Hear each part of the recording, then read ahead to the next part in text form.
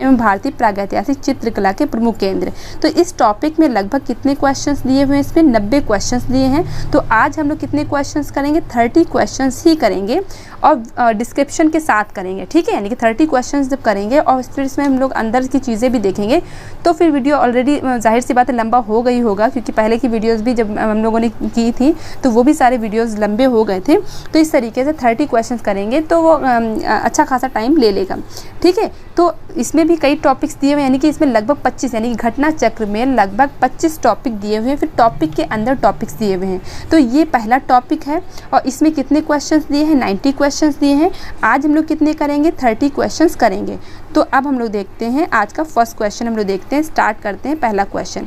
तो हमारा पहला क्वेश्चन क्या है, प्रागैतिहासिक कला का अर्थ क्या है, ठीक है। तो सबसे इजी क्वेश्चन है प्रागैतिहासिक। अब देखिए यहाँ पर टॉपिक ही यही है, प्रागैतिहासिक कला, ठीक है। तो जाहिर सी बात सारे क्वेश्चन इसी से रिलेटेड होंगे और यहाँ पर विश्व की प्रागैतिहासिक कला प्लस भारत की प्रागैतिहासिक कला दोनों के ही बारे में क्वेश्चंस आपको मिलेंगे, ठीक है। तो वीडियो को शुरू से एंड तक देखिए और बहुत इंपॉर्टेंट क्वेश्चंस हैं, तो आपको शुरू से एंड तक देखना है और जो मैं अदर चीज़ें बताती हूँ उसको भी आपको याद रखना है। तो पहला क्वेश्चन क्या है, प्रागैतिहासिक कला का अर्थ है। तो आपको बताना है प्रागैतिहासिक कला का क्या अर्थ है, आधुनिक कला, मध्यकालीन कला या सिंधु घाटी सभ्यता की कला या ऐतिहासिक काल के पूर्व की कला। तो यहाँ पर ये आपको बताना है। तो देखिए प्रागैतिहासिक कला का संबंध किससे है, यानी कि प्रागैतिहासिक कला क्या होती है कि ऐसा काल, कला कह लीजिए, यानी कि प्रागैतिहासिक काल की जो कला है उसको, प्रागैतिहासिक काल में जो कला है उसको हम क्या बोलते हैं, प्रागैतिहासिक कला बोलते हैं, ठीक है। तो सबसे पहले आपको ये ध्यान रखना है प्रागैतिहासिक काल क्या होता है। तो देखिए इतिहास को हम लोगों ने 3 पार्ट में डिवाइड किया है। एक तो हो जाएगा प्रागैतिहासिक काल, एक हो जाएगा आदि ऐतिहासिक काल, एक हो जाएगा ऐतिहासिक काल। तो प्रागैतिहासिक काल वो काल होता है जिसका हमें लिखित रूप से चीज़ें नहीं मिलती हैं, हम लोग साक्ष्यों के आधार पर उसको पढ़ते हैं, ठीक है। साक्ष्यों के आधार पर देखते हैं, यानी कि जो हमको एविडेंस मिले हैं तो उसके आधार पर विद्वानों ने चीज़ें लिखी हैं। तो ऐसा काल जिसका लिखित प्रमाण नहीं मिला है तो उसको हम कौन सा काल कहते हैं, प्रागैतिहासिक काल कहते हैं। फिर हम बात करें आदि ऐतिहासिक काल किसे कहते हैं, तो जिसका हमें लिखित प्रमाण मिला है, यानी कि इसके बाद पहले प्रागैतिहासिक काल आता है, फिर आदि ऐतिहासिक काल आता है, फिर ऐतिहासिक। तो प्रागैतिहासिक काल के बाद क्या आता है, आदि ऐतिहासिक काल। तो जिसका हमें लिखित प्रमाण मिला है लेकिन उसको पढ़ा नहीं जा सका तो उसको हम लोग क्या बोलते हैं, आदि ऐतिहासिक काल बोलते हैं।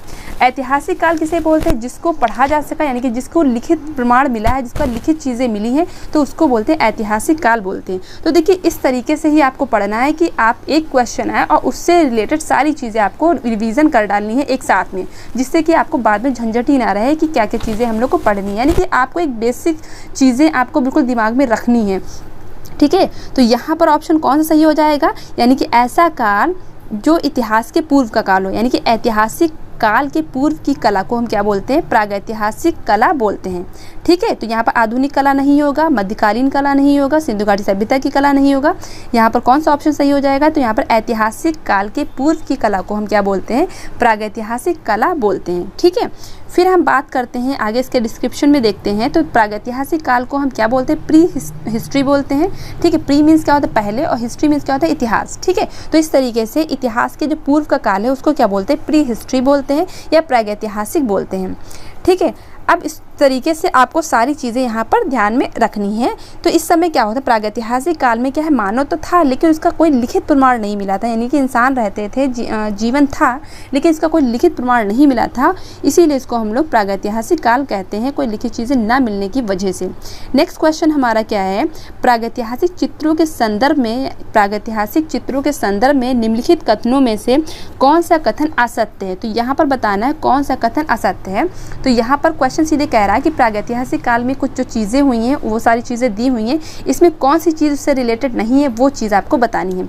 तो पहला हम लोग पढ़ते हैं, यानी पहला ऑप्शन पढ़ते हैं, पहला कथन पढ़ते हैं, प्रागैतिहासिक चित्रों का मुख्य विषय शिकार था। तो देखिए प्रागैतिहासिक चित्रों का मुख्य विषय शिकार था, ये आपको पता है, आखेट था, ठीक है।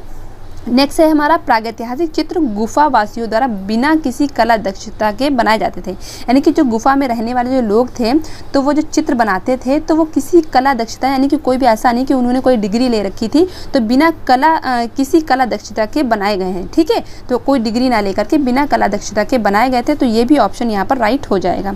नेक्स्ट हमारा क्या है, प्रागैतिहासिक चित्रों में दमकता लाल, चमकीला नीला और प्रफुल्ल हरा रंग भरा गया है। तो इसको थोड़ा सा अभी हम लोग देखते हैं। नेक्स्ट ऑप्शन हमारा क्या है, मानव व पशु आकृतियों को बनाने से पहले गुफा की भित्तियों पर पृष्ठभूमि में कहीं कोई रंग की तह नहीं लगाई गई। यानी कि जब कोई चित्र बनाया जाता था तो उसमें पृष्ठभूमि पे कोई भी तह नहीं लगाई गई थी। तो ऐसा भी था कि कोई तह नहीं लगाई गई थी, तो इसलिए यहाँ पर ऑप्शन नंबर ये भी सही है, ये भी सही है, ये भी सही, यानी कि ऑप्शन नंबर ए भी राइट है, बी भी राइट है और डी भी राइट है। तो यहाँ पर ये वाला ऑप्शन यानी कि लाल नीला और प्रफुल्ल हरा रंग भरा गया है, ऐसा नहीं है, क्योंकि आपको पता है प्रागैतिहासिक काल में जो चित्र बने हैं तो वहाँ पर किन किन रंगों का यूज़ हुआ है, जैसे गेरू है, हिरौंजी है, रामरज है, खड़िया है, कोयला है, हड्डियों को जला करके भी जो है यूज़ किया गया है। तो इस तरीके से इन सब कलर्स का यूज़ किया गया है, ना कि यहाँ पर दमकता लाल, चमकीला नीला या प्रफुल्ल हरा इस तरीके का यूज़ नहीं किया गया है। तो इसलिए यहाँ पर ऑप्शन नंबर सी यहाँ पर जो ऑप्शन नंबर सी यहाँ पर आंसर तो राइट होगा, लेकिन ये कथन क्या हो जाएगा, असत्य कथन होगा। ठीक है, तो इस तरीके से यहाँ पर दे रखा है। तो गेरू, हिरौंजी, रामरज, खड़िया इन सब चीज़ों का यूज़ किया गया था। नेक्स्ट हमारा क्वेश्चन क्या है, फ्रैंको कैंटाब्रियन क्षेत्र किसे कहते थे। ठीक है, तो यहाँ पर बताना है फ्रैंको कैंटाब्रियन क्षेत्र किसे कहते हैं। अब देखिए फ्रैंको कैंटाब्रियन क्षेत्र किसे कहते हैं, तो आपको ये ध्यान रखना है। तो ये उत्तरी स्पेन और दक्षिणी पश्चिमी फ्रांस की जो प्रागैतिहासिक कलात्मक जो गुफाएं थी वो इसके अंतर्गत आती है। तो उत्तरी स्पेन और दक्षिणी फ्रांस, आपको इतना ध्यान रखना है, दक्षिणी पश्चिमी फ्रांस भी है, लेकिन आपको सीधे क्या याद रखना है, उत्तरी स्पेन और दक्षिणी फ्रांस आपको याद रखना है फ्रैंको कैंटाब्रियन क्षेत्र में। ठीक है, तो यहाँ पर ऑप्शन, अब ये चीज़ें कहाँ पढ़ेंगी, ये स्थान कहाँ पढ़ेंगे, तो जाहिर सी बात ये यूरोप में पढ़ते हैं। तो ये क्या हो जाएगा, यूरोपीय प्रागैतिहासिक चित्रों का प्रमुख केंद्र था। तो फ्रैंको कैंटाब्रियन के अंतर्गत कौन से आते हैं, उत्तरी स्पेन और दक्षिणी फ्रांस आते हैं, और ये कहाँ पड़ेगा, यूरोपीय प्रागैतिहासिक चित्रों के प्रमुख केंद्र है। तो यहाँ पर ऑप्शन नंबर ए यहाँ पर राइट आंसर है। और ऑप्शन देख लेते हैं, फ्रांस की प्रारंभिक कला का प्रमुख केंद्र, फ्रांस का मिडी क्षेत्र या भूमध्य सागरीय कला का केंद्र, तो ये सब ऑप्शन यहाँ पर गलत हो जाएंगे। तो यहाँ पर ऑप्शन नंबर ए यहाँ पर राइट आंसर है। ठीक है, तो यहाँ पर देख लेते हैं इसके डिस्क्रिप्शन में क्या दे रखा है, एक्सप्लेनेशन में भी देखते हैं, चलते हैं साथ में, हर एक चीज़ हम लोग देखेंगे जिसमें चीज़ें हम लोग को अच्छे से क्लियर हो जाएं। ठीक है, तो फ्रैंको कैंटाब्रियन क्षेत्र के अंतर्गत उत्तरी स्पेन, दक्षिणी फ्रांस की प्रागैतिहासिक कलात्मक गुफाएं आती हैं, जिसके अंतर्गत मैंने आपको पढ़ाया था लास्का की गुफा, अल्टामीरा की गुफा, कोगुल की गुफा। तो इन सब के बारे में यानी कि इन सारे टॉपिक को हम लोग एक वीडियो में पढ़ चुके हैं। तो आप प्लेलिस्ट में जाइएगा, आपको प्लेलिस्ट में आपको ये वीडियो मिल जाएगी, यानी कि लास्का, अल्टामीरा वगैरह की जो गुफाएँ हैं वहाँ पर कैसे चित्र मिले हैं, कितने चित्र मिले हैं, ये सब चीज़ें आपको मिल जाएंगी। ठीक है, तो वहाँ पर आप जाके देख सकते हैं। नेक्स्ट क्वेश्चन फिर इसी से रिलेटेड है, फ्रैंको कैंटाब्रियन क्षेत्र संबंधित है। तो यहाँ पर क्या हो जाएगा, धार्मिक कर्मकांडों से, आदिम गीत से, प्रागैतिहासिक कला से या मध्यकालीन कला से। तो ये यहाँ पर क्या होगा, यूरोप की प्रागैतिहासिक कला से संबंधित है। ठीक है, तो ऑप्शन नंबर बी यहाँ पर राइट आंसर है, प्रागैतिहासिक कला से संबंधित है फ्रैंको कैंटाब्रियन क्षेत्र। ठीक है, नेक्स्ट हमारा है, ठीक है, तो नेक्स्ट हमारा क्या है, अब यहाँ पर देख लेते हैं, यहाँ पर कुछ चीज़ें दे रखी हैं, इसको भी हम लोग देख लेते हैं। फ्रैंको कैंटाब्रियन क्षेत्र की कलात्मक गुफाओं का पता 19वीं शती के अंत में चला था। इन गुफा यानी कि इसका जो पता यानी कि जो गुफाएं हैं तो उनका पता कब चला था, तो 19वीं शती के अंत तक चला था। इन गुफाओं में दीवारों पर मिले हैं चित्र, छतों पर भी, जैसे कि भारतीय चित्रकला में हम लोग देखते हैं, भारतीय प्रागैतिहासिक चित्रकला में देखते हैं तो दीवारों पे, छतों पे, फर्श पे, इन सब जगहों पे चित्र मिले हैं। इसी तरीके से यहाँ पर भी दीवारों पे, छतों पर चित्र जो है प्राप्त किए गए हैं। ठीक है, तो ये सारी चीज़ें यहाँ पर हम लोगों ने देखी। फिर हम देखेंगे भारत में प्रागैतिहासिक चित्र कहाँ प्राप्त हैं। ठीक है, तो आंसर पहले ही दिख जाता है, हालांकि आंसर छिपा दो तो ज़्यादा सही रहता है, हाइड कर दो, जिससे थोड़ा सा दिमाग आप लगाएंगे कि इसका आंसर क्या हो सकता है। भारत में प्रागैतिहासिक चित्र कहाँ प्राप्त हैं, तो आपको बताना भारत में जो प्रागैतिहासिक चित्र हैं वो कहाँ से प्राप्त हैं, मुजफ्फरपुर में, बिंदकी में, खुर्जापुर में या सरगोजा में। तो यहाँ पर किन चित्रों की बात हो रही है, यहाँ पर प्रागैतिहासिक चित्रों की बात हो रही है। ये आपको ध्यान रखना, खाली चित्र नहीं हो रही, यहाँ पर प्रागैतिहासिक चित्रों की बात हो रही है। तो यहाँ पर ऑप्शन नंबर कौन सा राइट हो जाएगा, तो यहाँ पर सरगोजा ऑप्शन राइट होगा। सरगोजा पड़ेगा कहाँ, तो ये छत्तीसगढ़ में पड़ता है। ठीक है, तो सरगोजा कहाँ पड़ता है, तो छत्तीसगढ़ में पड़ता है, ये भी आपको ध्यान रखना है। इसका भी डिस्क्रिप्शन देख लेते हैं। दिए गए विकल्पों में भारत में प्रागैतिहासिक चित्र सरगुजा से प्राप्त हुए हैं। ये वर्तमान में छत्तीसगढ़ किस राज्य में? छत्तीसगढ़ राज्य में है। सरगुजा के प्रसिद्ध स्थल हैं कौन कौन से? अब देखिए सरगुजा के अंतर्गत कौन से स्थल आते हैं? रामगढ़ आता है, सीता बेंगरा आता है, ठीक है, सीता बेंगरा गुफा मैंने पढ़ाई है आपको, लक्ष्मण बेंगरा हो जाएगा, ठीक, किष्किंधा पर्वत हो जाएगा, सीता कुंड हो जाएगा, हाथी को हो जाएगा, ठीक है। ये सारी चीज़ें जो है यहाँ पर सरगुजा में आती हैं। ये चीज़ आपको ध्यान रखनी है। एक चीज़ आपको और ध्यान रखना, सीता जो बेंगरा जो गुफा है ये प्राचीनतम नाट्यशाला मानी जाती है, ठीक है। पूछा जाए विश्व की प्राचीनतम नाट्यशाला स्थित है जिसे क्या बोलते हैं? सीता बेंगरा के नाम से बुलाया जाता है। तो सीता बेंगरा एक क्या नाट्यशाला है? कैसी नाट्यशाला? विश्व की प्राचीनतम नाट्यशाला है, ठीक है। तो ये भी इंपॉर्टेंट क्वेश्चन था, तो ये भी आपको ध्यान रखना है। चीज़ें आपको एक एक चीज़ ध्यान रखनी है।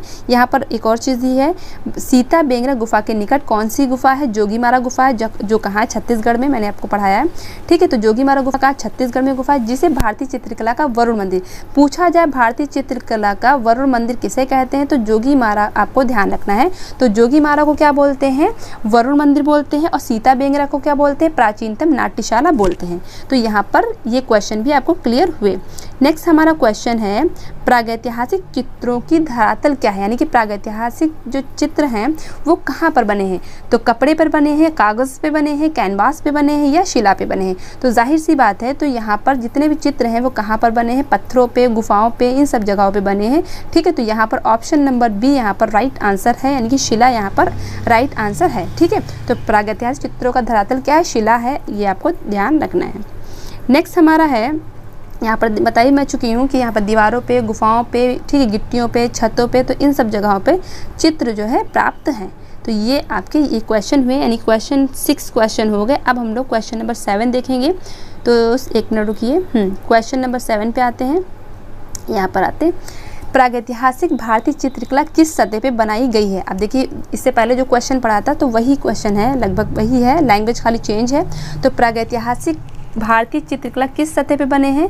तो लकड़ी के पटों पर बने हैं, ताड़ पत्रों, यहाँ तक ताल नहीं होगा, ताड़ पत्रों पे बने हैं, चट्टानों पे बने हैं। तो यहाँ पर ऑप्शन कौन सही हो जाएगा? तो चट्टान, यानी कि चट्टान हो, शिला हो, पत्थर हो, गुफा हो, तो ये सब आपको ध्यान रखना है, ठीक है।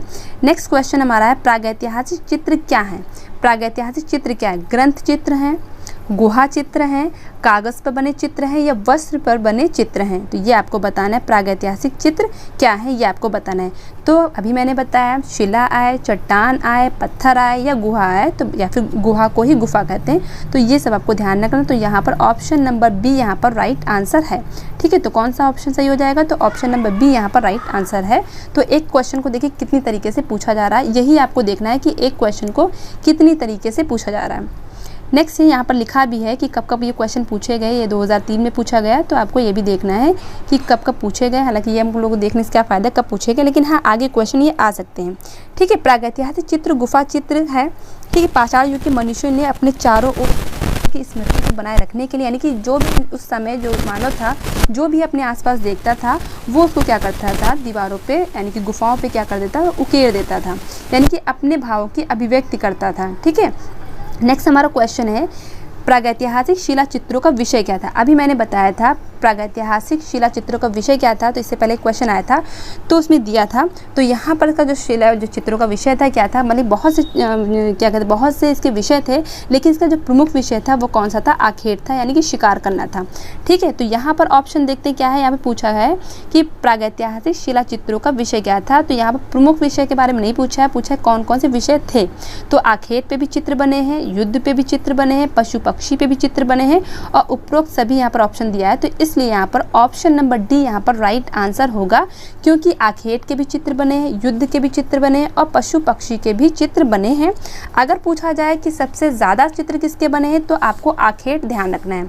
सबसे ज़्यादा पूछा जाए तो आखेट ध्यान रखना है, और वैसे इन सारे विषयों पर चित्र प्रागैतिहासिक काल में बनाए गए हैं। नेक्स्ट हमारा क्वेश्चन है, ठीक है। तो यहाँ पर स्त्री पुरुष है, पशु पक्षी है, तो इन सब चीज़ों के चित्र यहाँ पर बनाए गए हैं, और जादू टोने के भी चित्र यहाँ पर बनाए गए हैं, ठीक है। तो यहाँ पर इस काल में जादू टोने के रूप में अमूर्त भावना यानी कि एब्स्ट्रैक्ट आइडिया को भी विकसित किया गया है। तो किस आइडिया को?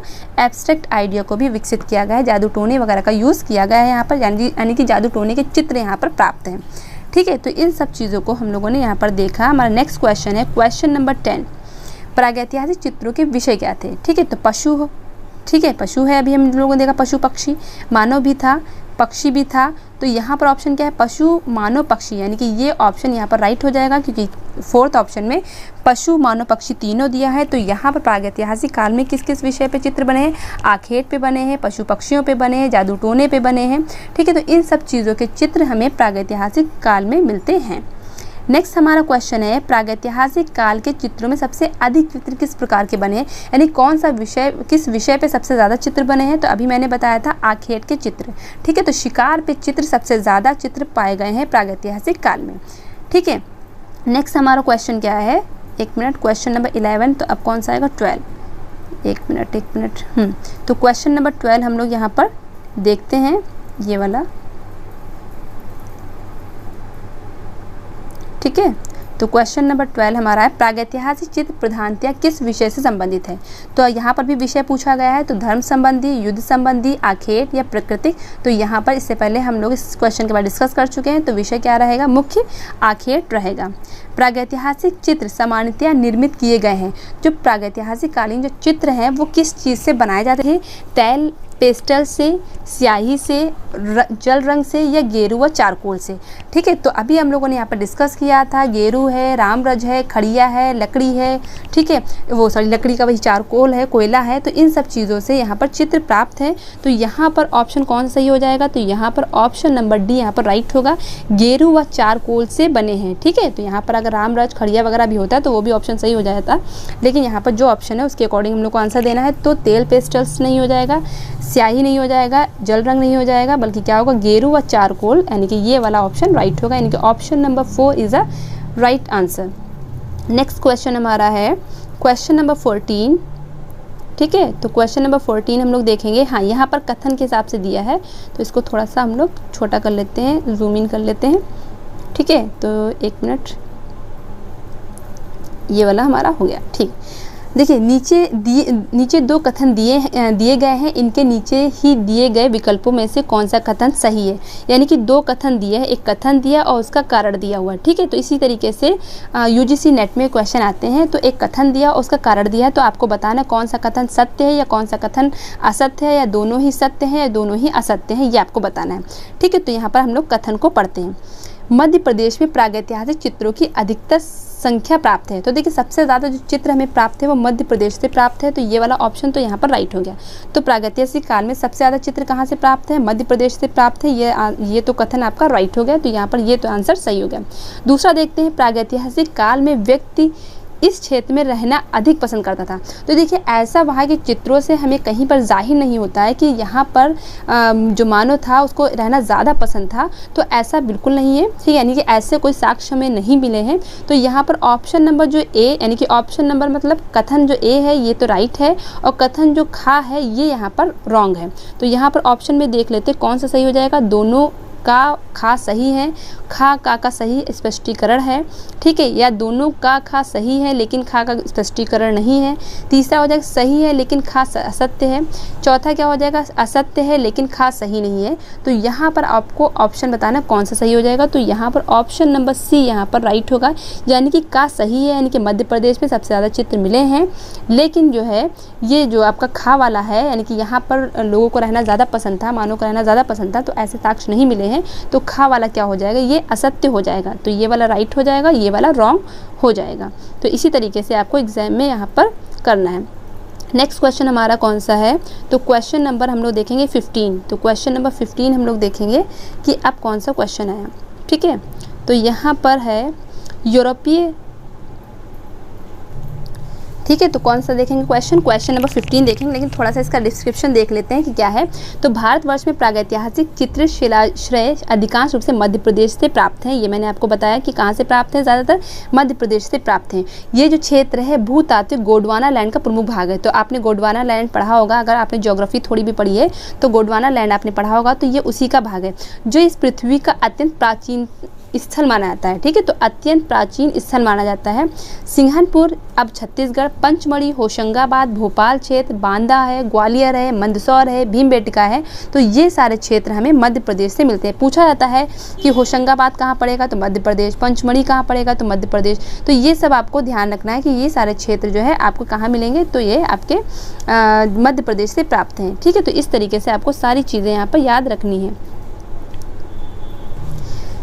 नेक्स्ट क्वेश्चन हमारा है क्वेश्चन नंबर 15, यूरोपीय प्रागैतिहासिक चित्रों के प्रमुख केंद्र कहाँ पर स्थित हैं। तो आपको यहाँ पर यूरोपीय आर्ट के बारे में यहाँ पर क्वेश्चन है। यूरोपीय प्रागैतिहासिक चित्रों के प्रमुख केंद्र कहाँ से प्राप्त हैं, तो यूनान व मेसोपोटामिया से, उत्तरी फ्रांस व इंग्लैंड से, ठीक है, या उत्तरी स्पेन व दक्षिण फ्रांस से, या इटली एवं फ्रांस से, ठीक है। आपको बताना है यूनान व मेसोपोटामिया में, यानी कि में या से, बात वही है।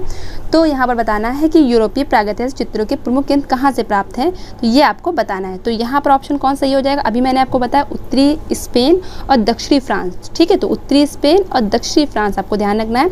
यूरोपीय प्रागैतिहासिक चित्रों के प्रमुख केंद्र कहाँ पर स्थित है, तो उत्तरी स्पेन और दक्षिणी फ्रांस आपको ध्यान रखना है। अब इस क्वेश्चन के बारे में थोड़ा सा डिटेल हम लोग पढ़ते हैं, यहाँ पर दे रखा है, थोड़ा सा डिटेल देखते हैं, ठीक है। तो यूरोपीय प्रागैतिहासिक चित्र उत्तरी स्पेन और दक्षिणी फ्रांस की कलात्मक गुफाओं से प्राप्त है, ठीक है। दक्षिणी पश्चिमी फ्रांस चाहे दिया हो, चाहे दक्षिणी खाली फ्रांस दिया हो, तो आपको दोनों ही चीज़ ध्यान रखनी है।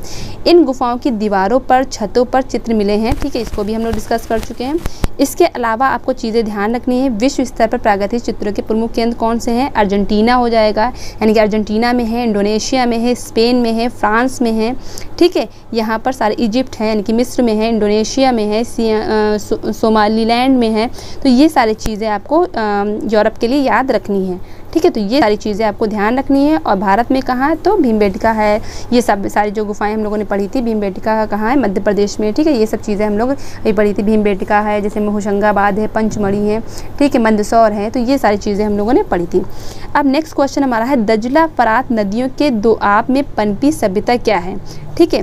तो देखिए आब मीन्स क्या होता है, पानी होता है, ये आपको ध्यान रखना है। आब जो है, आब मीन्स क्या होता है, पानी होता है, जैसे आबे हयात बोला जाता है, ठीक है। तो इस तरीके से आब मीन्स क्या होता है, पानी। तो देखिए दजला फरात नदियों के दोआब में पनपी सभ्यता क्या है, तो मिस्र की सभ्यता, यानी कि दजला फरात जो नदियाँ थी उनके बीच में जो सभ्यता पनपी थी उसको क्या बोलते हैं, कौन सी सभ्यता है। देखिए बहुत सी सभ्यता हम लोगों ने पढ़ रखी हैं, तो इनमें बताना इसमें कौन सी सभ्यता इससे रिलेटेड है। तो मिस्र की सभ्यता, ऑप्शन 2 क्या है, यूनान की सभ्यता, ऑप्शन सी क्या है, मेसोपोटामिया की सभ्यता, या पाकिस्तान की सभ्यता। तो यहाँ पर ये आपको बताना है।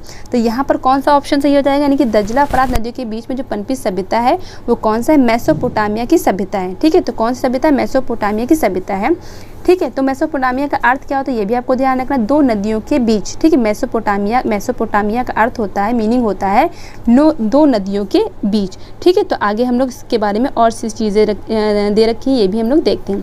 देखिए मेसोपोटामिया का अर्थ क्या होता है, दो नदियों के बीच, ये होता है, इसका मीनिंग होता है ये क्षेत्र दजला, ठीक है, फरात नदियों के बीच में पड़ता है। कहाँ पड़ता है, दजला और फरात नदियों के बीच में पड़ता है। मेसोपोटामिया को अब इराक कहते हैं। अब मेसोपोटामिया का आधुनिक नाम क्या है, इराक, ये आपको ध्यान रखना। मेसोपोटामिया का आधुनिक नाम क्या है, ठीक है, इराक है, इसको अब हम लोग इराक कहते हैं। ये कांस्य युगीन सभ्यता है, यानी कि कौन सी युगीन सभ्यता, कांस्य युगीन सभ्यता है, ठीक है। यहाँ सुमेर, अक्कदी सभ्यता, बेबीलोन, असीरिया के साम्राज्य अलग अलग समय में स्थापित हुए, यानी कि यहाँ पर कौन कौन से, सुमेर, ठीक है, अक्कदी सभ्यता, बेबीलोन की सभ्यता, असीरिया, ये सारे साम्राज्य यानी कि अलग अलग टाइम पे यहाँ पर विकसित होते हैं। यहाँ का प्रसिद्ध प्राचीन नगर कौन सा, उर है, ठीक है। ये आप ध्यान रखिएगा कि मेसोपोटामिया का प्रसिद्ध प्राचीन नगर कौन सा है, उर है। उर आपको ध्यान रखना है, जिसे इब्राहिम का नगर कहते हैं। क्या कहते हैं, इब्राहिम का नगर कहते हैं, ठीक है। तो उर को क्या कहते हैं, इब्राहिम का नगर कहते हैं।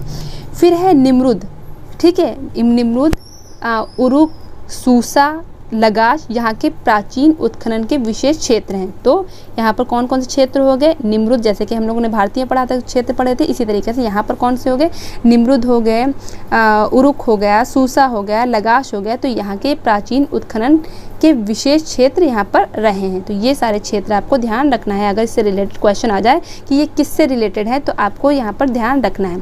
ठीक है, अब हम लोग देखेंगे क्वेश्चन नंबर 17, यानी क्वेश्चन नंबर 16 तक के हम लोग देख चुके हैं। अब हम लोग देखेंगे क्वेश्चन नंबर 17।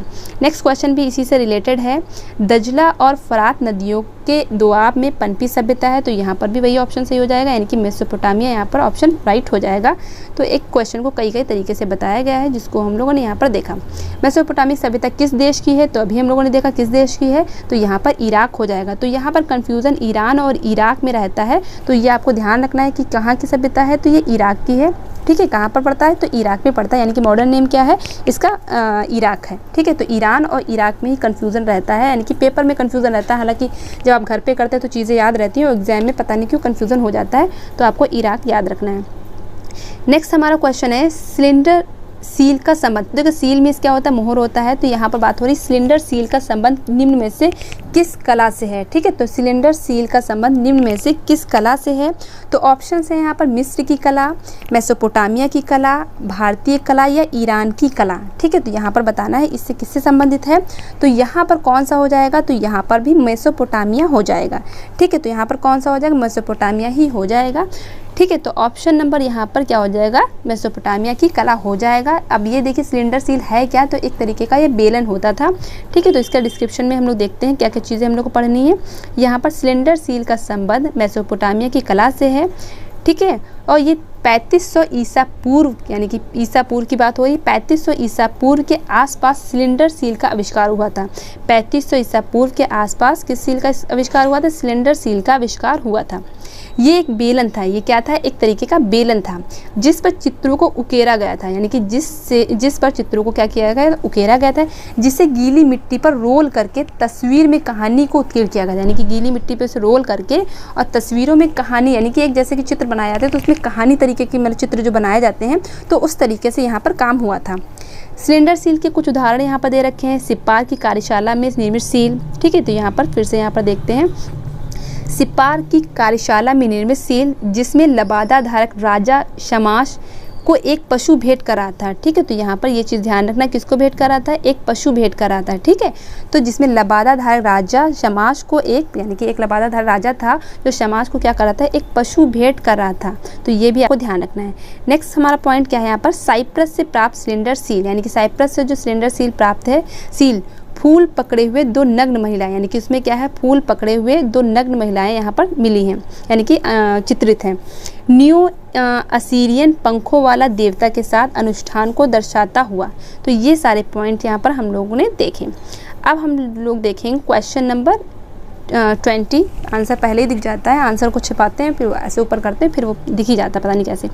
नेक्स्ट हमारा है नील नदी की घाटी में पनपी सभ्यता है। आप देखिए अभी हम लोगों ने पढ़ा था दजला फरात नदियों के दोआब में पनपी सभ्यता कौन सी थी, तो मेसोपोटामिया की थी। अब यहाँ पर हम लोग देखेंगे नील नदी की घाटी में पनपी सभ्यता। देखिए नील नदी है कहाँ, तो ये आपको पता है ये अफ्रीका महाद्वीप में है। ठीक है, तो नील नदी की घाटी में पनपी सभ्यता कौन सी हो जाएगी, सिंधु घाटी सभ्यता, चीन सभ्यता, मिस्र की सभ्यता या मेसोपोटामिया की सभ्यता।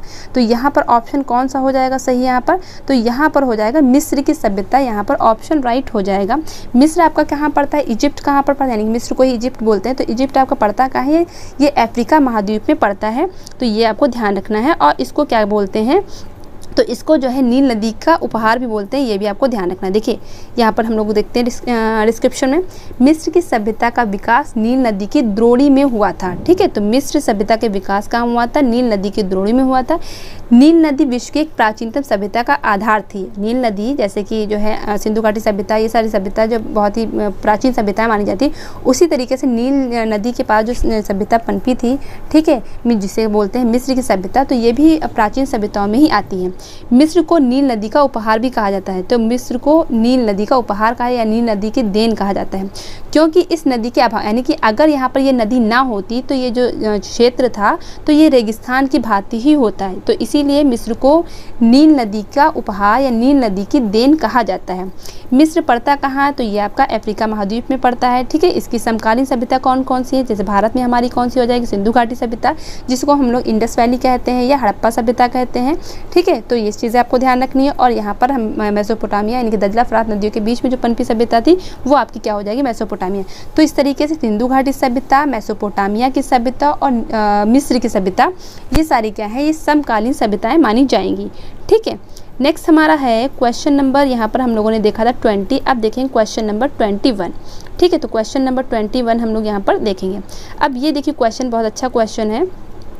तुतनखामेन का संबंध निम्न में से किस देश से है। ठीक है, तो तुतनखामेन का संबंध निम्न में से किस देश से है, तो यहाँ पर मैंने लिख रखा अमुन की छवि वाला इसे बोलते हैं। तो देखिए तुतनखामेन जो था एक तरीके का जो है अब मिस्र से रिलेटेड है। पहले तो आपको ये ध्यान रखना किससे रिलेटेड है, मिस्र से। अब देखिए मिस्र में जो है जो राजा महाराजा हुआ करते थे तो उनको फ़िरो कहते थे, फ़ेरो। ठीक है, जिसको हम लोग नाम फ़िरौन भी कहते हैं। ठीक है, तो फ़िरौन भी आपने नाम सुना होगा।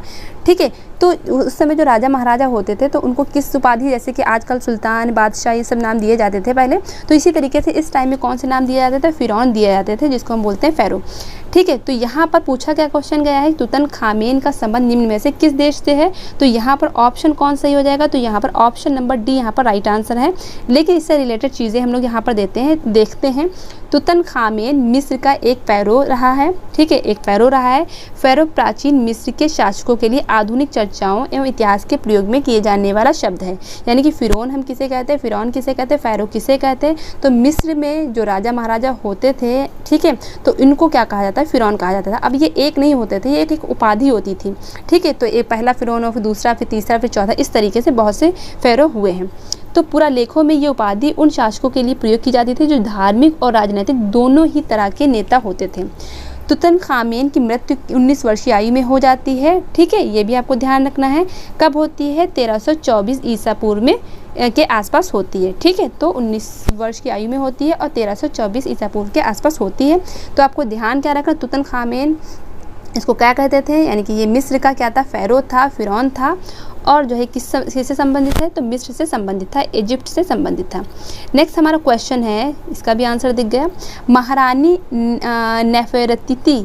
ठीक है, महारानी नेफेरतिती का संबंध निम्न में से किस काल से है, तो old kingdom, middle kingdom, new kingdom या मॉडर्न किंगडम। ठीक है, तो यहाँ पर ऑप्शन आपके दे रखे हैं, ओल्ड किंगडम, न्यू किंगडम या मिडिल किंगडम या मॉडर्न किंगडम। तो ये आपको यहाँ पर बताना है कि कौन सा ऑप्शन यहाँ पर राइट आंसर होगा। तो यहाँ पर कौन सा हो जाएगा, न्यू किंगडम। ठीक है, तो यहाँ पर ये भी मिस्र से ही संबंधित है, तो यहाँ पर कौन सही हो जाएगा, तो न्यू किंगडम आपका राइट आंसर हो जाएगा। तो न्यू किंगडम आपको ध्यान रखना, किंगडम आपको ध्यान रखना, न्यू किंगडम। इसमें देखते हैं क्या चीज़ दी हुई है, महारानी नेफेरतीत का संबंध न्यू किंगडम या मिस्र के 18वें वंश। अब देखिए यहाँ पर 18वां वंश आ गया। मैंने भी बताया था कि ऐसा नहीं कि एक ही कोई किसी राजा का नाम फ़िरौन था या फिर किसी राजा का नाम था, ऐसा नहीं है, यानी कि एक उपाधि थी। तो इसी तरीके से ये क्या था, महारानी नेफेरतीत का संबंध न्यू किंगडम या मिस्र के 18वें वंश से था। यानी कि किससे रिलेटेड थी, 18वें वंश से ये रिलेटेड थी। और ये किसकी पत्नी थी, यहाँ पर ये भी दिया है, नेफेरतीती प्राचीन मिस्र के राजा अकेनतेन की पत्नी थी। किसकी पत्नी थी, अकेनतेन की पत्नी थी। कौन, नेफेरतीती। ठीक है, बस्ट ऑफ नेफेरतीती वर्तमान में आइलैंड म्यूजियम बर्लिन में रखा गया है। ठीक है, तो बस्ट ऑफ नेफेरतीती जो है ये कहाँ पर संग्रहित है, तो यहाँ पर आपको ध्यान रखना बर्लिन में संग्रहित है, यानी कि आइलैंड म्यूजियम बर्लिन में संग्रहित है। तो वहाँ पर आप जा कर के वहाँ पर देख सकते हैं। नेक्स्ट है हमारा, सुमेरियन सभ्यता किस नदी के तट पर विकसित हुई। तो आपको बताना सुमेरियन सभ्यता किस नदी के तट पर विकसित हुई, तो नील नदी, ठीक है, यांगस्तजे नदी, सिंधु नदी या यूफ्रेटस नदी। ठीक है, यूफ्रेट्स नदी, ये आपको बताना है कि किस नदी के पास जो है ये पनपी। तो यहाँ पर यूफ्रेट्स आपको याद रखना है। तो कौन सी नदी आपको ध्यान रखना है, यूफ्रेट्स आपको यहाँ पर याद रखना है। ठीक है, सुमेरियन सभ्यता किस नदी के तट पर हुई, तो यहाँ पर यूफ्रेट्स आपको ध्यान रखना है। तो ये चीज़ें हम लोगों ने यहाँ पर देखी। नेक्स्ट हमारा क्वेश्चन है, अमृतत्व की कला किस देश की प्राचीन कला को कहते हैं। तो आपको बताना है अमृतत्व की कला, अमृत मतलब इमॉर्टल। ठीक है, तो अमृतत्व की कला यानी कि आर्ट ऑफ इमॉर्टैलिटी। ठीक है, आर्ट ऑफ इमॉर्टैलिटी जो है, कला जो है, वो किस देश की प्राचीन कला को कहते हैं। तो रोम की, इटली की, भारत की या मिस्र की। ठीक है, तो बताना आपको। तो यहाँ पर ऑप्शन कौन सही हो जाएगा, तो अमृतत्व की कला किसे कहते हैं, तो मिस्र की कला को ही कहते करके पूजती थी। ठीक है, ये चीज़ आपको ध्यान रखनी। ये भी विश्वास किया जाता था कि शरीर में दो, यानी कि ऐसा माना जाता था इस मतलब इस टाइम के लोग क्या मानते थे कि शरीर में दो तरीके की आत्मा जो है रहती हैं। एक का नाम क्या है बा, एक का नाम क्या है बा, और दूसरे का नाम क्या है का। ठीक है, तो एक का नाम क्या है बा और दूसरे का नाम है क्या। तो इसी की वजह से देखा होगा आपने, यानी कि मिस्र के जो राजा महाराजा हुआ करते थे तो उनको मम्मी बना करके रखा जाता था। ठीक है, तो इसी वजह से रखा जाता था। देखते हैं इसमें क्या क्या चीज़ें दे रखी हैं। तो यहाँ पर एक का नाम बा है, जो शरीर के निर्जीव हो जाने के बाद स्वच्छंद विचरण करती थी। क्या करती थी? विचरण करती थी, यानी कि एक जो आत्मा थी क्या होती, विचरण करती थी और फिर शरीर में लौट आती थी। शरीर में क्या होती थी, फिर बाद में मतलब विचरण टहल घूम करके क्या करती थी, फिर से शरीर में लौट आती थी। दूसरा का नाम का था, दूसरा का नाम क्या था? का, यानी कि एक का नाम था बा और दूसरे का नाम था का। तो ये आपको याद रखना है। फिर ये भी क्या करती थी, ये आत्मिक शक्ति लौट लौट कर शरीर को ज्ञान संपन्न करती थी। इन दोनों आत्माओं की स्थिति शरीर में प्रवेश से ही संभव है। ठीक है, यानी कि ये आत्मा जब शरीर में प्रवेश करती थी तभी मतलब इन आत्माओं का कोई मतलब अस्तित्व होता था।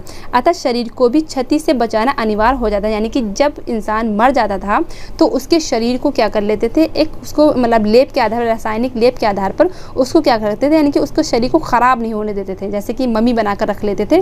तो इन्हीं आत्माओं की वजह से ही ऐसा माना जाता था कि इस शरीर को ये लोग सुरक्षित रखते थे। अपने राजा महाराजा जो हुआ करते थे तो उनको सुरक्षित रख लेते थे।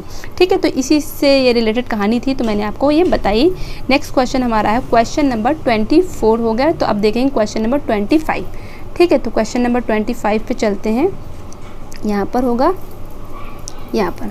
ठीक है, तो स्टोनहेंज अवस्थित है। अब आपको बताना है स्टोनहेंज अवस्थित है कहाँ पर? ब्रिटेन में, यानी कि ब्रिटानिया मतलब ब्रिटेन में, या इंग्लैंड दिया होता आपको वो भी सही होता। ब्रिटेन में, सेलिबस्ट्री के मैदानों में, एडम्स काउंटी में, या फिर पूर्वी द्वीप समूह में। तो यहाँ पर ऑप्शन नंबर कौन सा सही हो जाएगा? तो यहाँ पर ऑप्शन नंबर ए सही होगा, यानी कि ब्रिटेन में।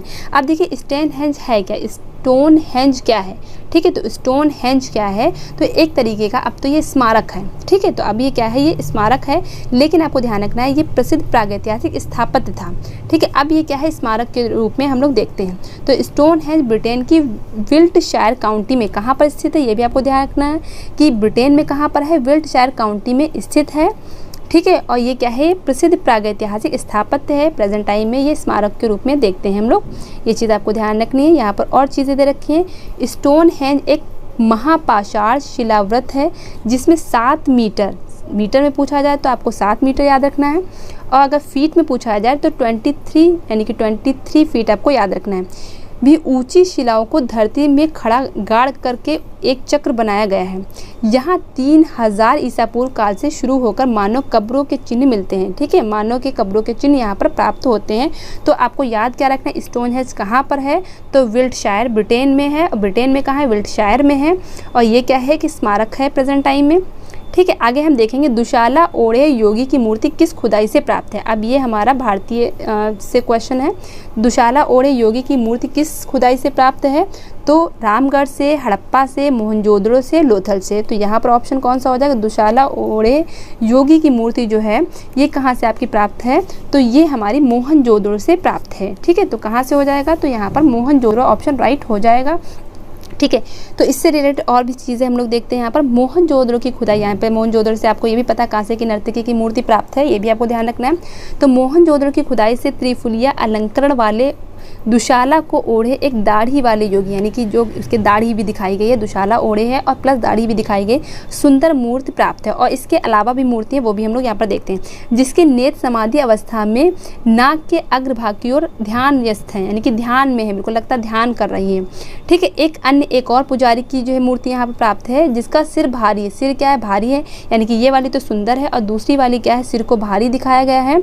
जबड़े चौड़े हैं, होठ भद्दे हैं, तश्ती नुमा कान है। तो ये सारी, यानी कि अगर पूछा जाए दुशाला ओढ़े चित्र जो है, दुशाला ओढ़े जो योगी की योगी मूर्ति है, तो ये कहाँ दिखाई गई है, तो ये भी आपको ध्यान रखना कहाँ पर से हो जाएगा, तो यहाँ पर आपको मोहनजोदड़ो याद रखना है। और दूसरा अगर पूछा जाए एक और अन्य पुजारी है जिसका सिर भारी है, जबड़े चौड़े हैं, होठ भद्दे हैं, तष्टिनुमा कान है, तो वो भी आपको मोहनजोदड़ो याद रखना है। और कांसे की नर्तकी की मूर्ति पूछा जाए तो भी आपको मोहनजोदड़ो याद रखना है। ठीक है, ये जितनी मूर्तियाँ बनी हैं, यानी कि ये दोनों जो योगी की मूर्ति बनी है, ये मूर्तियाँ पत्थर से बनी हैं। ठीक है, तो ये वाली मूर्ति किससे बनी है? पत्थर से बनी है।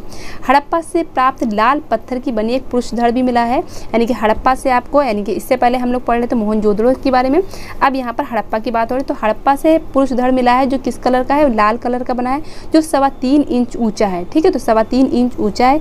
इसमें मांसपेशियों का गठन तथा यथार्थता दर्शनीय है, यानी कि बिल्कुल रियलिटी, मतलब ऐसे दिखाया गया है, तो उसमें यथार्थता यानी कि रियलिटी नज़र आती है। ये प्रतिमा राष्ट्रीय संग्रहालय, यानी कि ये जो पुरुष धड़ की जो प्रतिमा है जो लाल कलर की है, ये कहाँ पर संग्रहित है? तो राष्ट्रीय संग्रहालय नई दिल्ली में ये सुरक्षित है या संग्रहित है। नेक्स्ट हमारा क्वेश्चन है क्वेश्चन नंबर 27, पशु आकृति युक्त मोहरें कहाँ पाई गई हैं? तो पशु आकृति युक्त मोहरें कहाँ पाई गई हैं? तो ऑप्शन है यहाँ पर राजघाट, सारनाथ, नालंदा या मोहनजोदड़ो। तो यहाँ पर ऑप्शन नंबर डी यहाँ पर राइट होगा। तो पशु आकृति युक्त यानी कि पशु यानी कि मोहरें हैं, उस पर पशु बने हैं, तो ये कहाँ पर से आपको प्राप्त है? तो यहाँ पर मोहनजोदड़ो, यहाँ पर ऑप्शन सही हो जाएगा। तो यहाँ पर देखते हैं पशु आकृति युक्त मोहरें मोहनजोदड़ो से प्राप्त हैं। यहाँ से मैके को, ठीक है, मैके को प्राप्त पशुपति शिव, ये आपको ध्यान है, पशुपति शिव की मोहर विशेष प्रसिद्ध है। यानी कि यहाँ पर जो मेन प्रसिद्ध जो मोहनजोदड़ो से जो मोहर एक ज़्यादा फेमस है, कौन सी है? पशुपति शिव की जो मोहर है वो ज़्यादा फेमस है। इसमें एक त्रिमुखी पुरुष को एक चौकी पर पद्मासन, यानी कि एक चौकी पर पद्मासन अवस्था में, पद्मासन में मुद्रा में दिखाया गया है। ठीक है, तो ये आपको ध्यान रखना है, पद्मासन मुद्रा में दिखाया गया है। इसके आगे भी हम लोग देखते हैं क्या चीज़ बताई गई है यहाँ पर। एक और अब देखिए यहाँ पर एक तरफ जानवर बने और दूसरी, यानी कि दाईं तरफ और बाईं तरफ दोनों तरफ यहाँ पर जानवर बने हैं। तो ये देखना है कि कहाँ पर कौन से जानवर बने हैं। तो बाईं तरफ, यानी कि हम देखेंगे बाईं तरफ आपको देखना है, तो बाईं तरफ कौन से जानवर बने हैं? तो गेंडा और भैंसे के बने हैं। और दाईं तरफ पूछा जाए तो हाथी और बाघ के बने हैं। ठीक है, तो यहाँ पर आपको ध्यान रखना है कि दाहिनी तरफ क्या बना है? हाथी और बाघ, यानी कि हाथी और जो बाघ के हैं वो दाईं तरफ बनाए गए हैं, और बाईं तरफ क्या है? गेंडा और भैंसे को बनाए गए हैं। तो आपको ध्यान कैसे रखना है? यहाँ पर देखिए बाईं है, ठीक है, बाईं यानी कि उल्टे हाथ तरफ क्या है?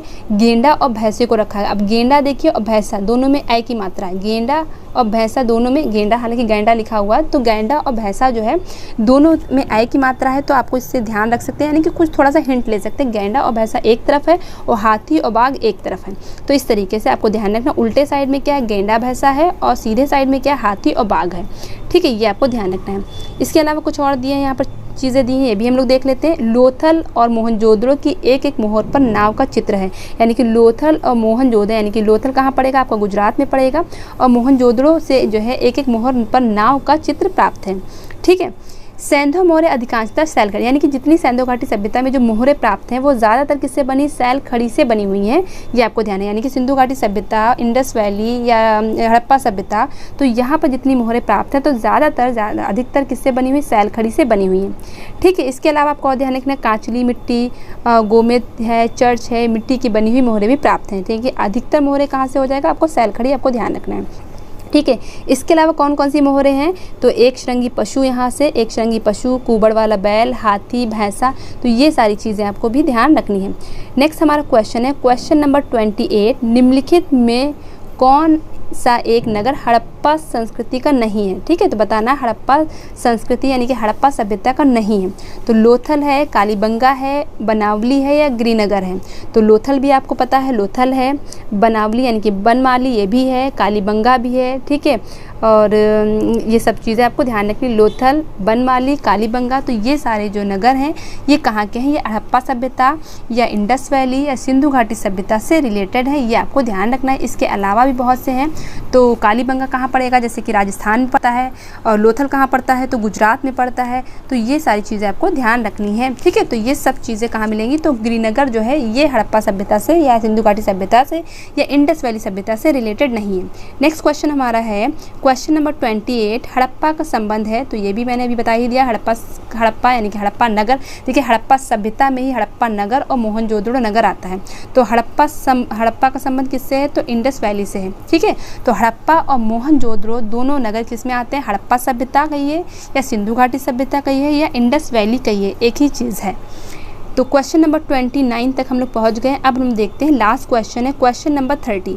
तो कौन सा देखेंगे? क्वेश्चन नंबर 30 हम लोग देखेंगे यहाँ पर पुरातात्विक, एक मिनट, पुरातात्विक महत्व का स्थल लोथल कहाँ है, यानी कि जो पुरातात्विक जो स्थल हैं, जो लोथल है, अभी मैंने बताया था कालीबंगा है, लोथल है, ठीक है, हड़प्पा है, मोहनजोदड़ो, तो ये सब किस में आते हैं? प्रागैतिहासिक काल में ही आते हैं।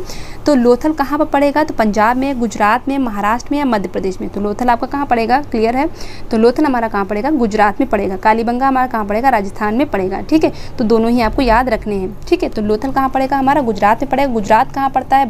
भारत में पड़ता है। ठीक है, अगर पूछा जाए गुजरात में ये कहाँ पर पड़ेगा लोथल, तो ये अहमदाबाद में पड़ेगा। कि अब ये लोथल किस नदी के किनारे है? तो ये भोगवा नदी के किनारे। तो मैंने इस पर एक वीडियो बना रखा है, यानी कि प्रागैतिहासिक कालीन जो क्षेत्र हैं वो किस नदी के किनारे हैं और उसके कौन से उत्खनन करता है, उसको हम लोगों ने ट्रिक से जो है पढ़ा था। यानी कि एक वीडियो में हम लोगों ने ट्रिक से देखा था कि प्रागैतिहासिक कालीन क्षेत्र, उसके उत्खनन करता और ये किस नदी के पास है। तो इसका एक वीडियो बना रखा है मैंने, तो आप उसमें जाके वहाँ पर देख सकते हैं। ठीक है, तो यहाँ पर हम लोगों ने 30 क्वेश्चंस देख लिए। तो इसमें भी आगे चीज़ें हम लोग देख लेते हैं कि कोई चीज़ें यहाँ पर छूटी तो नहीं है। तो यहाँ पर आपको ध्यान रखना, लोथल यानी कि गुजरात में है। गुजरात के कहाँ है? अहमदाबाद ज़िले में है। किस नदी के पास है? भोगवा नदी के किनारे है। ठीक है, इसकी खोज कब हुई थी? तो देखिए 1954 यहाँ पर दिया है। ठीक है, आपको 1954 1955 दोनों ही याद रखना है। ठीक है, तो आपको दोनों ही याद रखना है, 1954 1955। और रंगनाथ राव ने की थी। तो यहाँ पर आपको ध्यान रखना किसने की थी? रंगनाथ, ठीक है, रंगनाथ नाव ने की थी, राव ने की थी। तो रंगनाथ नाव ने लोथल की खोज की थी। आपको 1954 और 1955 दोनों ही याद रखने हैं। नेक्स्ट हमारा है, यहाँ पर पॉइंट देख लेते हैं, लोथल को लघु हड़प्पा या लघु मोहनजोदड़ो भी कहा जाता है। तो लोथल को क्या कहा जाता है? लघु हड़प्पा या लघु मोहनजोदड़ो भी कहा जाता है। यहाँ से 3 युग्मित समाधियों के उदाहरण भी मिले हैं, जिसमें यहाँ सती प्रथा का अनुमान लगाया, यानी कि यहाँ पर कुछ ऐसे साक्ष्य मिले हैं जिससे पता चलता है कि यहाँ पर सती प्रथा वगैरह थी। यहाँ के अग्निकुंड का एक अवशेष भी मिला है। यहाँ पर क्या है? अग्निकुंड का भी एक अवशेष प्राप्त है। तो इस तरीके से आज हम लोगों ने 30 क्वेश्चन देखे घटना चक्र के। अगर आपको इसी तरीके से और वीडियोस चाहिए, यानी कि आप चाहते हैं इसी तरीके से आपका रिवीजन होते रहे, तो आप मुझे कमेंट सेक्शन में बताइएगा, क्योंकि आप अगर बताएंगे तभी मैं आगे की वीडियोस को अपलोड करूँगी, वरना मैं कुछ और सोचूंगी। ठीक है, तो आज के लिए इतना ही। मिलेंगे नेक्स्ट वीडियो में नेक्स्ट टॉपिक के साथ। तब तक के लिए जय हिंद, जय भारत।